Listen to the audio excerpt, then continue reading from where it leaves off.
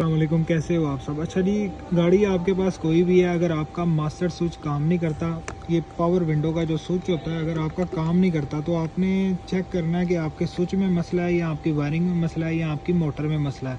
अगर आप गाड़ी यूज़ करते हैं, अगर आपकी खुद की गाड़ी है, तो अगर आप काम भी करते हैं तो ये वीडियो आपके लिए बहुत ही इन्फॉर्मेटिव है।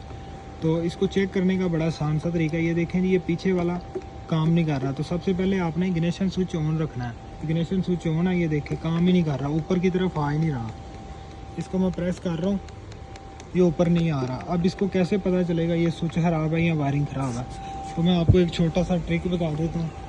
ये देखें, अगर यहाँ से हमारा स्विच काम करेगा, ठीक है, अगर ये पावर विंडो यहाँ से चलेगी तो आप समझ जाएं कि हमारा पीछे वाला स्विच ख़राब है। ये देखें, जैसे ही बटन को प्रेस किया, पीछे से ग्लास हमारा ऊपर की तरफ जा रहा है। इसका मतलब है आगे से बटन काम कर रहा है, पीछे से नहीं कर रहा। तो पीछे वाला बटन हमारा 100%